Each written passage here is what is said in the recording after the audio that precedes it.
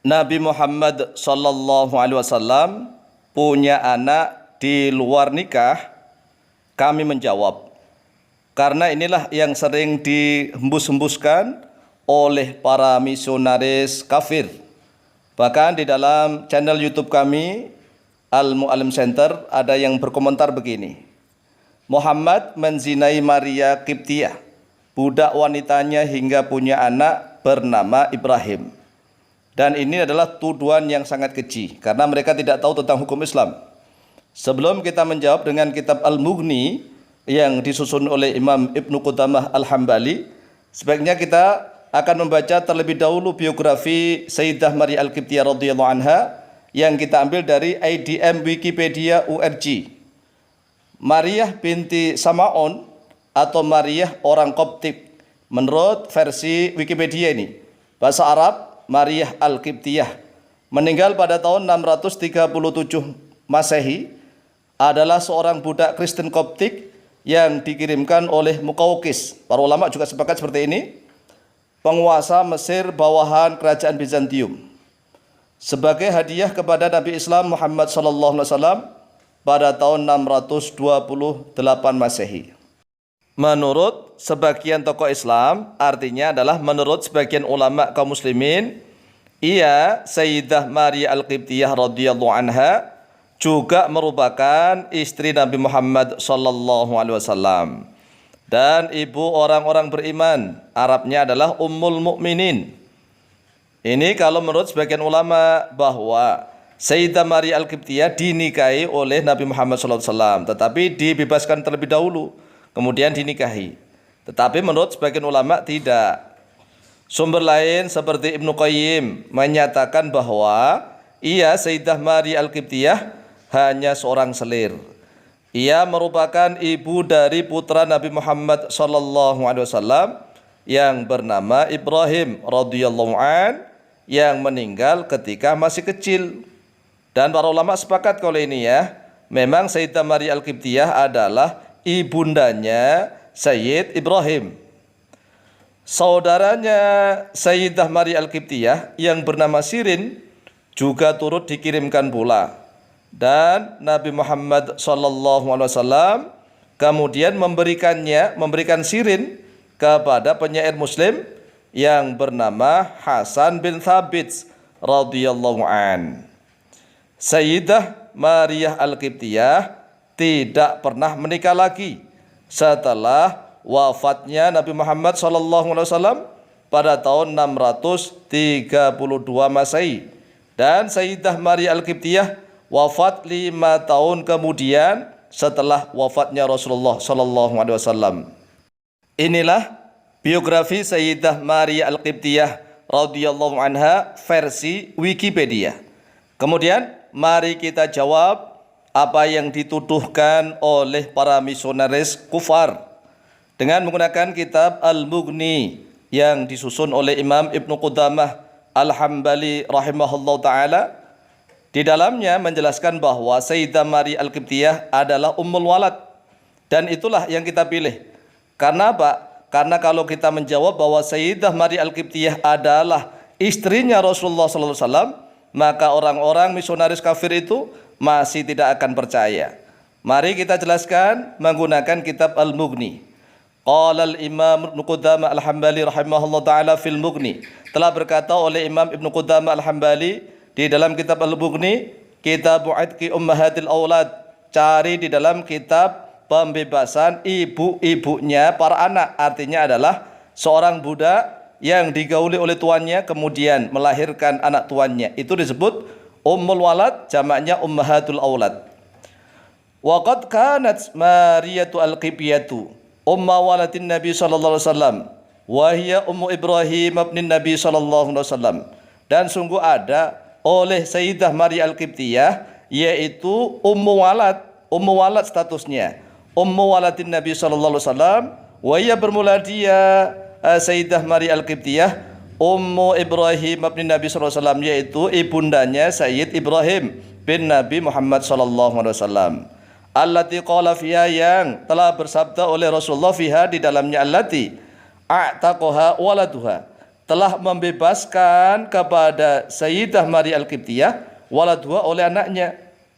Memang statusnya seorang budak wanita itu dalam hukum Islam apabila digauli oleh tuannya tanpa dinikah, halal, itulah menurut hukum Islam. Nanti dalil Al-Qur'annya kita akan contohkan. Ini kita menukil ibarat dari para ulama terlebih dahulu.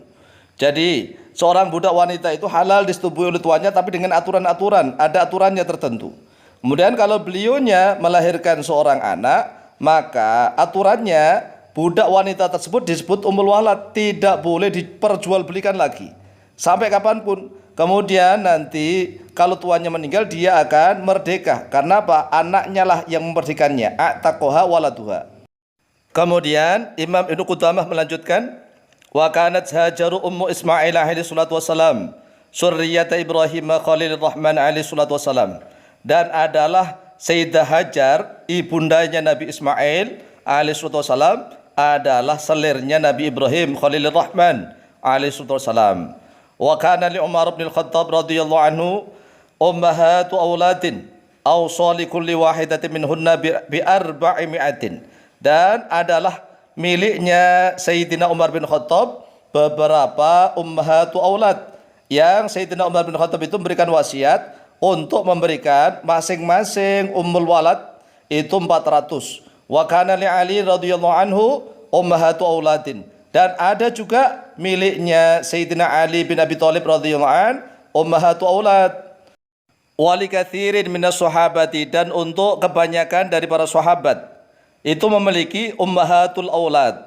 Wa kana Ali bin Husaini, dan ada oleh Ali bin Husain, maksudnya adalah Ali Zainal Abidin bin Husain bin Ali bin Abu Thalib, wal Qasim bin Muhammadin, dan Al Qasim bin Muhammad, maksudnya adalah Qasim bin Muhammad bin Abu Bakar As-Siddiq radhiyallahu anhum, wa Salim bin Abdullah, dan Salim bin Abdullah, maksudnya adalah Salim bin Abdullah bin Umar bin Khattab, min ummahati auladin, yaitu lahir dari ibu-ibu budak.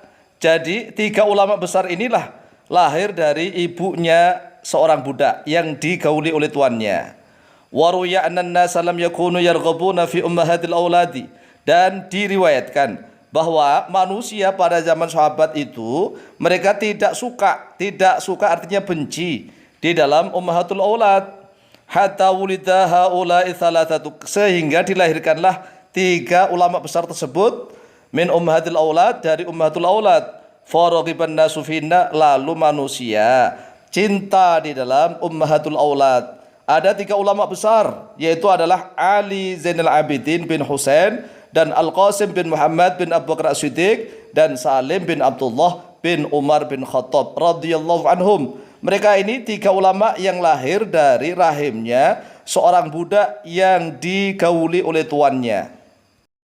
Adapun dalil-dalil kebolehan, kehalalan seorang tuan menggauli budak wanitanya tanpa dinikah banyak sekali. Salah satunya di dalam Al-Quran surat An-Nisa, yaitu ayat yang ketiga. A'udzubillahi minasyaitonirrajim. Wa in khiftum alla tuqsitu fil yatama fankihu ma taba lakum minan nisa'i mathna wa thulatha wa ruba'. Wa in khiftum alla ta'dilu fawahidatan aw ma malakat aymanukum dzalika adna alla ta'ulu.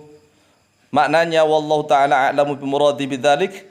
Wa in khiftum, dan jika takut oleh kalian alla tuqsitu, pada sekiranya tidak mampu berlaku adil oleh kalian, fil yatama, di dalam hak-haknya anak-anak yatim, fankihu, maka nikahilah oleh kalian ma, pada yang toba baik oleh dia ma lakum, bagi kalian, minan nisa'i, dari para wanita, mathna, wujudnya 2-2, wa thulatha, dan 3-3, wa ruba'a, dan 4-4. Fa in khiftum, dan jika takut oleh kalian, alla ta'dilu, pada sekiranya tidak mampu berlaku adil oleh kalian, fawahidatan, maka nikahilah 1 saja, aw ma malakat aymanukum, atau pada sesuatu yang memiliki aymanukum, oleh janji kalian, sumpah kalian, maksudnya adalah budak wanita.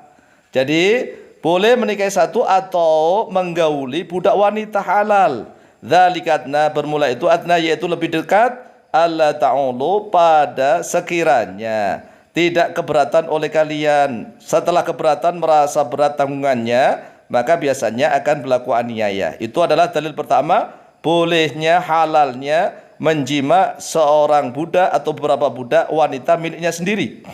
Kemudian dalil yang lebih jelas lagi yaitu dalam surat Al-Mu'minun ayat yang pertama hingga ke-6. Perhatikan.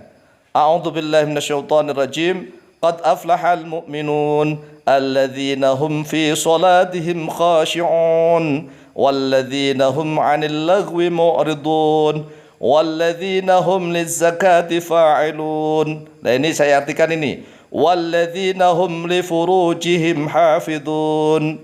Sungguh telah beruntung orang-orang mukmin sampai kepada ayat walladzina hum li furujihim hafidun, dan orang-orang yang li furujihim, bagi kemaluan-kemaluan mereka, hafiduna, yaitu menjaga oleh mereka, illa ala azwajihim, kecuali atas istri-istri mereka, au ma malakat aimanuhum, atau sesuatu yang memiliki sumpahnya mereka, artinya menjima budak wanita halal.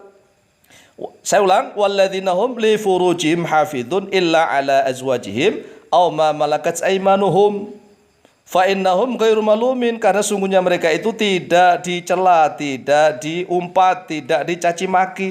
Jadi inilah hukum Islam. Masalahnya sih pemuda muslim sekarang ini jarang ngaji Quran aja jarang, apalagi ngaji kitab-kitab. Sehingga kalau ada pernyataan bahwa bolehkah seorang tuan menggauli budaknya, boleh sejak dari dulu ya para sahabat melakukannya. Tetapi Islam sangat menganjurkan pembebasan budak. Tetapi hukum Islam kita bahas, boleh sah seorang tuan menggauli budak wanitanya, itu miliknya sendiri. Sehingga kalau ada tuduhan bahwa Sayyidah Maria Al-Qibtiyah digauli Rasulullah SAW di luar nikah atau menzinai beliau, itu adalah tuduhan yang salah besar.